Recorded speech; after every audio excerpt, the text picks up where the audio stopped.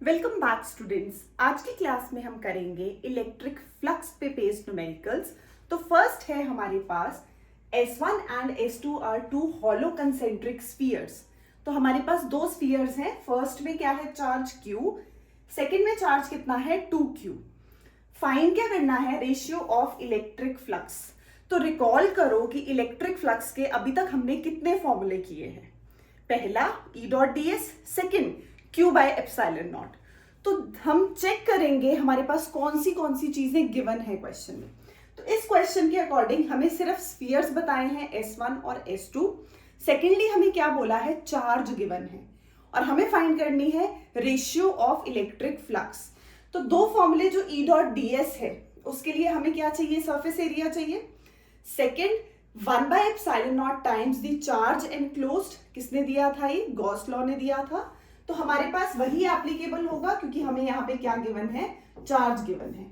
तो flux S1 के लिए और S2 के लिए फॉर्मूला क्या है, Q बाय एप्सिलॉन नॉट। तो फर्स्ट में तो चार्ज है Q। फर्स्ट S1 के लिए चार्ज कितना है, Q, क्योंकि S1 शेल में Q चार्ज इनक्लोज्ड है। बट अगर हम S2 को देखें तो S2 के अंदर एक चार्ज Q है और एक 2Q भी है।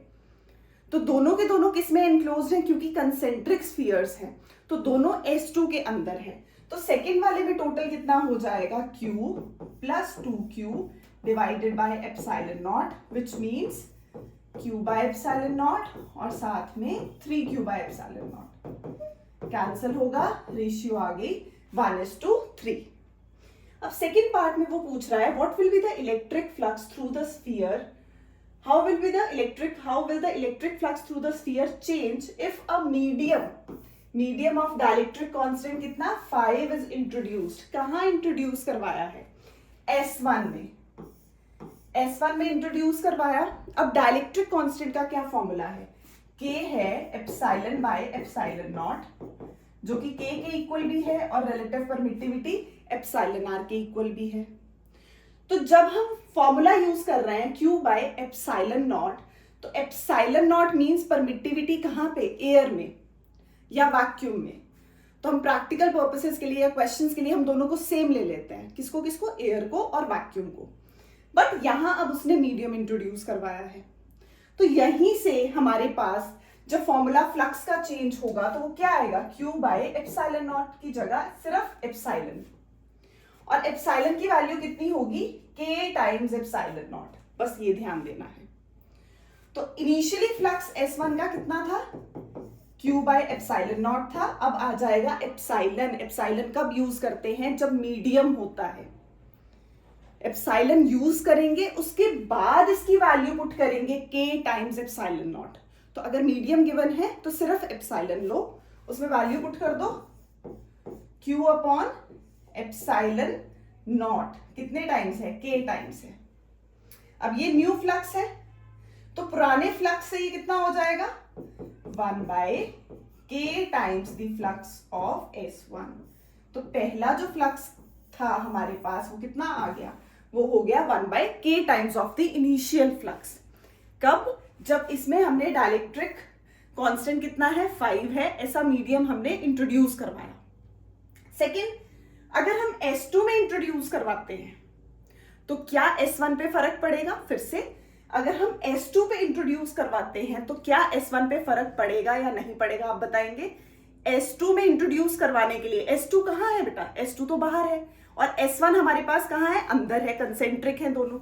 तो जब ये बाहर वाले में हम मीडियम फिल कर देते हैं तो जो इनर सरफेस है उस पर फर्क नहीं पड़ेगा, उसमें फ्लक्स में कोई भी हमारे पास चेंज नहीं आएगा क्योंकि हम आउटर में इंट्रोड्यूस करवा रहे हैं। बट जब हम इनर में करवा रहे हैं तो चेंज आएगा। Next question, a positive charge of 17.7 microcoulomb is placed at the centre of a hollow sphere of radius 0.5 metre. Calculate the flux density. अब फ्लक्स डेंसिटी क्या है, फ्लक्स डेंसिटी है फ्लक्स अपॉन एरिया। कितनी है flux density, it is flux upon area, क्योंकि हम इसमें area consider करते हैं, सरफेस एरिया लेते हैं। तो फ्लक्स अपॉन एरिया, फ्लक्स का फॉर्मूला फिर से वही Q by epsilon naught divided by area. अब Q कितना है? Q है 17.7, 17.7 microcoulomb means 10 power -6 divided by epsilon naught, permittivity कितनी वैल्यू होती है? 8.85 into 10 raise to the power -12 divided by, तो हम या तो पहले फ्लक्स निकाल सकते हैं अलग से, फिर उसकी वैल्यू यहां पुट कर सकते हैं, या हम इकट्ठा भी सॉल्व कर सकते हैं क्योंकि यही पूछा है। और एरिया, अब हमारे पास एरिया फाइंड करना है, हॉलो स्फीयर है, तो area will be 4 pi r square. R कितना है? 0.5, तो 0.5 का स्क्वायर। तो जब हम इसको सॉल्व करेंगे हमारे पास क्या आ जाएगी? फ्लक्स डेंसिटी आ जाएगी। फिर से फ्लक्स डेंसिटी कैलकुलेट करनी है, क्या फॉर्मूला यूज करेंगे? Flux per unit area. और फ्लक्स के लिए हमने फिर से क्या लगाया? गॉस लॉ लगाया। कितना होता है? 1/ε0 टाइम्स द चार्ज एनक्लोज्ड। तो जब हम वैल्यूज पुट करेंगे कितना आएगा हमारे पास? इसको सॉल्व करते हैं तो ये 1 जा अप्रोक्सीमेटली 2, ये ऊपर जाएगा बन जाएगा 10 पावर 6। तो ऊपर आएगी फ्लक्स की वैल्यू हमारे पास 2 into 10 raise to the power 6। और जब हम नीचे सॉल्व करेंगे 4, फ्लक्स आ गया newton metre square coulomb inverse. बेटा यूनिट्स नहीं छोड़ने, मोस्टली बच्चे ये गलती करते हैं, एसआई यूनिट्स नहीं लिखते हैं, फिर मार्क्स कटेंगे पेपर में। तो हमारे पास फ्लक्स का क्या है? SI unit newton metre square coulomb inverse divided by, हमें क्या पुट करना है? एरिया पुट करना है। तो एरिया है 4 पाई, 4 इंटू पाई की वैल्यू पुट कर लो और साथ में 0.5 का स्क्वायर। तो जब हम इसको सॉल्व करेंगे यूनिट क्या होगा? नीचे तो मीटर स्क्वायर होगा, मीटर स्क्वायर से मीटर स्क्वायर कैंसिल हो जाएगा, तो एसआई यूनिट जो भी आंसर आएगा न्यूटन पर कूलम।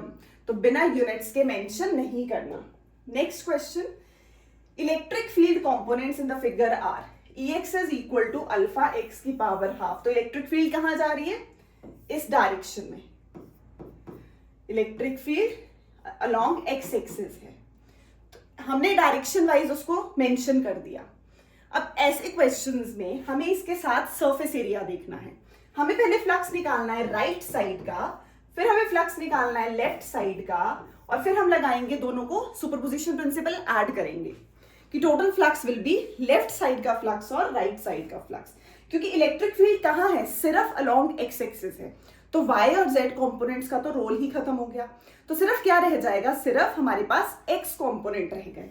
तो electric field phi L will be electric field along left side, साथ में सरफेस एरिया और एंगल बताएंगे। अब सरफेस एरिया कैसे होगा? इस साइड के लिए सरफेस एरिया परपेंडिकुलरली आउटवर्ड्स, इस साइड के लिए सरफेस एरिया परपेंडिकुलरली आउटवर्ड्स। तो मींस यहां जो एंगल होगा वो थीटा आएगा 0 डिग्री, बट यहां थीटा कितना आएगा? 180 डिग्री। तो इलेक्ट्रिक फील्ड के साथ सरफेस एरिया में जब भी हम एंगल निकालेंगे तो हम कैसे चेक करेंगे? दोनों की डायरेक्शंस चेक करेंगे। तो डायरेक्शंस के लिए हमने क्या देखा? इस तरफ electric field surface vector perpendicularly outwards, इस तरफ electric field surface vector perpendicularly outwards. तो यहां पे लेफ्ट साइड के लिए लेफ्ट साइड इलेक्ट्रिक फील्ड और सरफेस एरिया, क्योंकि ये क्यूब है तो a स्क्वायर साथ में cos 180 डिग्री। तो लेफ्ट साइड के लिए वैल्यू पुट करेंगे x, x कितना होगा? ये डिस्टेंस x कितना होगा? x एक्सिस पे ये वाले पोजीशन, तो a गिवन है, वैल्यू पुट करो अल्फा a की पावर हाफ, साथ में ये है a स्क्वायर cos 180 आ गया -1। सिमिलरली फ्लक्स राइट साइड के लिए तो ई आर, अब यहां पे ये डिस्टेंस कितना हो जाएगा? पहले एरिया तो सेम रहेगा a square E dot ds, E dot ds, dot हटाने के लिए एंगल, और यहां इलेक्ट्रिक फील्ड और सरफेस वेक्टर में कितना है? 0 डिग्री, तो cos 0। तो ई आर कितना होगा? राइट साइड के लिए अल्फा x की वैल्यू कहां तक लेनी है हमने? इस पोजीशन तक, मतलब ये वाले फेस तक। तो इस फेस तक वैल्यू कितनी हो गई? 2a, तो 2a की पावर हाफ, साथ में a स्क्वायर और cos 0 डिग्री आ गया 1। अब दोनों को ऐड करेंगे, तो ऐड करने के लिए हम इक्वेशन की फॉर्म में भी इसको लिख सकते हैं कि यहां पे हमारे पास कितना आया? अल्फा ए की पावर 3/2, साथ में माइनस यहाँ 2 अल्फा ए की पावर 2 है, 2 प्लस हाफ 5/2, तो ये हो गई। सिमिलरली यहाँ 5/2, तो 2a की पावर 5/2 और रह जाएगा अल्फा और एंगल आ जाएगा 1। अब जब हम दोनों को ऐड करेंगे, नेक्स्ट स्टेप क्या होगा, पहले हमने फ्लक्स निकाला लेफ्ट साइड का, फिर हमने फ्लक्स निकाला राइट साइड का, फिर हमने दोनों को करना है ऐड। तो जब हम दोनों को ऐड करेंगे, एक वैल्यू है अल्फा ए की पावर 5/2, एक वैल्यू है 2, तो यहां देखो 2a 5/2 अल्फा माइनस ये वाली अल्फा a 5/2, तो कितना रह गया, सिर्फ a 5/2 और अल्फा, ये आ गया फ्लक्स। तो आपको a की वैल्यू भी गिवन है, आपको अल्फा की वैल्यू भी गिवन है, तो आप दोनों की वैल्यूज पुट करो और आंसर कैलकुलेट करो। तो बेसिकली हमने किया क्या, हमने इस साइड के लिए हमने देखा इलेक्ट्रिक फील्ड, फिर से एक बार इसको रिपीट कर लेते हैं। हमने देखा कि हमारे पास क्या है, इलेक्ट्रिक फील्ड की direction, electric field is along x axis, इस side surface area perpendicularly outwards बाहर की तरफ, इस साइड परपेंडिकुलरली आउटवर्ड्स इस तरफ को, तो E और delta S, angle 180 degree, angle 0 degree. Flux calculate करेंगे तो फ्लक्स लेफ्ट साइड का E left delta S cos 180, flux right ER delta S cos 0 degree. EL means इसमें वैल्यू पुट करेंगे अल्फा x की पावर, अब यहां x जो है हमारे पास कितना है a, लेफ्ट साइड के लिए x कितना होगा a, डिस्टेंस x एक्सिस पे इस पोजीशन का डिस्टेंस, तो वो आ गया a half surface area a square cos 180 -1। Similarly right side के लिए अल्फा, अब ये वाला डिस्टेंस हो जाएगा a plus a 2a power half और साथ में आ गया cos 0 डिग्री 1। दोनों को ऐड करते हैं तो ये आ जाएगा alpha a 5/2 with minus, next 2 का भी हाफ होगा, ओके, √2 अल्फा a 5/2 और साथ में 1, तो ये आंसर कितना होगा, √2 अल्फा a 5/2, सीधा अल्फा a 5/2 कॉमन ले लें, तो √2 -1 अल्फा a 5/2, ये आ गया 5, ये आ गया 5। अगर हम इसमें अल्फा की वैल्यू पुट करें और a की वैल्यू पुट करें तो क्या आ जाएगा, 5 आ जाएगा। अब 5 को आगे लिखेंगे q/ε0, तो q/ε0 में q कितना होगा, ε0 ऊपर जाके मल्टीप्लाई होगा, √2 -1 अल्फा a 5/2 एंड ε0। तो जब हम इसकी वैल्यूज पुट कर लेंगे हमारे पास क्या आ जाएगा, इसका आंसर आ जाएगा।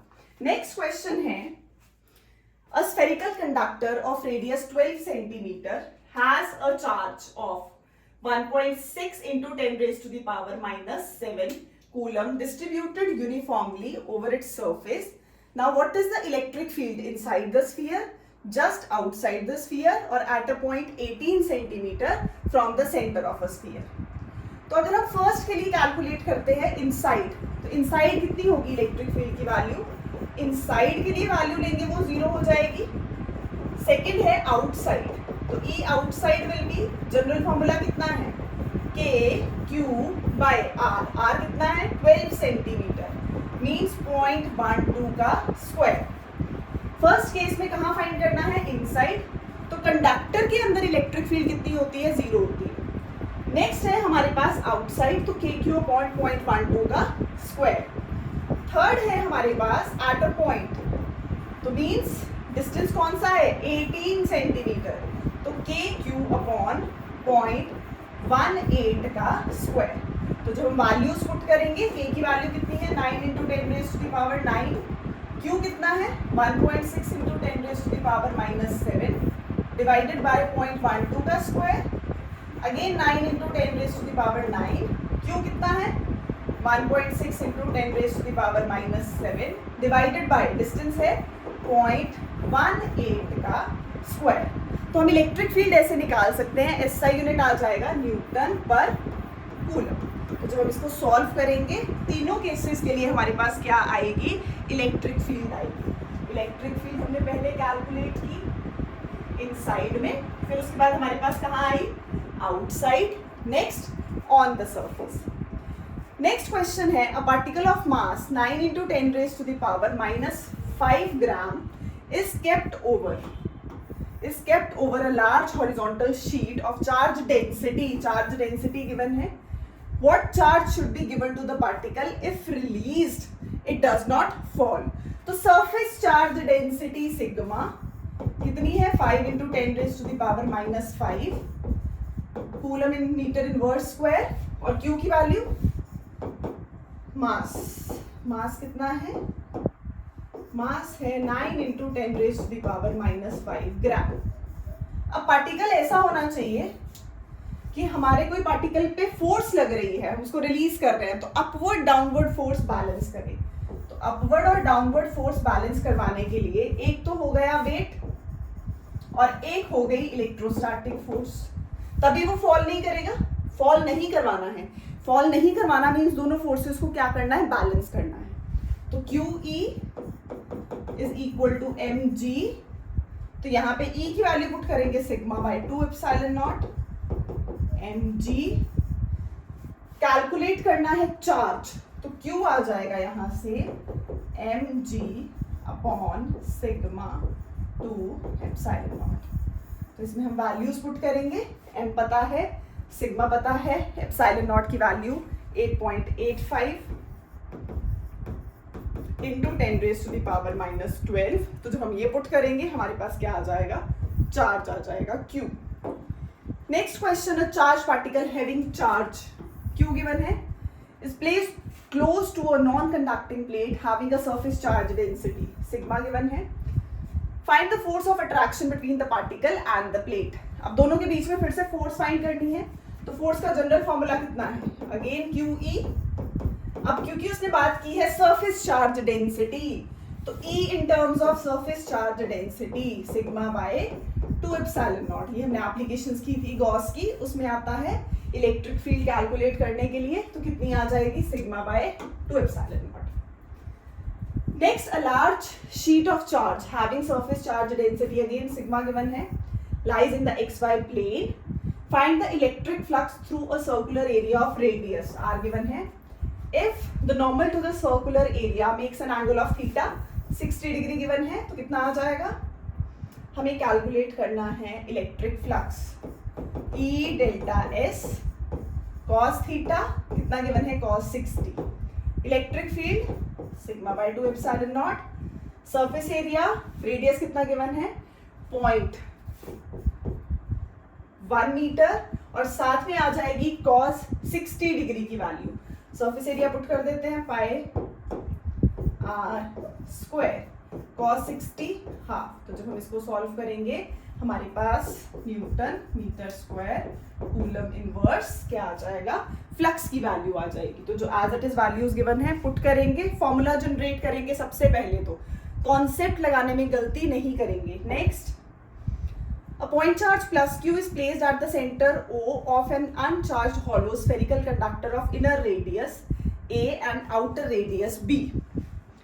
अब इसमें हमारे पास जो क्वेश्चन है, find the following, first the magnitude and sign of the charge induced.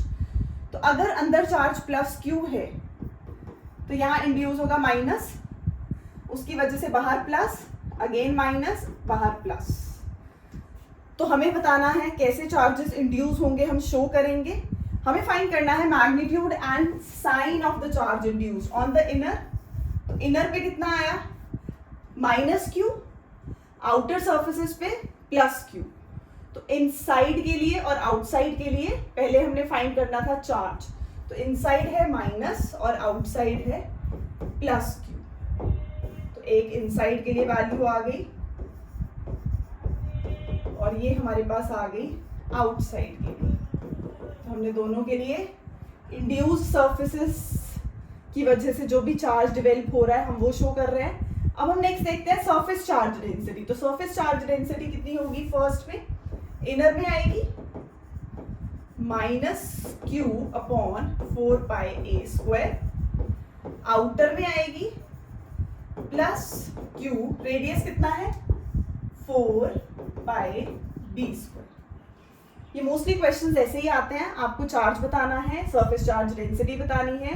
Next है इलेक्ट्रिक फील्ड बतानी है, कहाँ पे, एक a/2 पे और एक 2b पे। तो इलेक्ट्रिक फील्ड का जनरल फॉर्मूला एट a/2 तो कितना आ जाएगा, k q अपॉन a/2 का स्क्वायर। सिमिलरली 2b पे k q अपॉन 2b का होल स्क्वायर। तो जनरल फॉर्मूला हमने लगाया पॉइंट चार्ज का, वो क्या है kq/r²। इसको हम फर्दर सॉल्व भी कर सकते हैं, k की वैल्यू 1/4πε0, a²/4, 4 ऊपर जाएगा 4q और नीचे आ जाएगा a²। तो answer is q upon πε0 a²। Next यहाँ पे भी 4 आएगा 1/4πε0 और एक स्क्वायर होगा तो 4b², ऊपर है q, तो ये बन जाएगा q अपॉन 16πε0 b²। तो ये थे बेटा हमारे पास इलेक्ट्रिक फ्लक्स के सीबीएसई के क्वेश्चंस। अब हम सीबीएसई के PYQs कुछ सॉल्व करेंगे नेक्स्ट क्लास के लिए। Okay, bye bye.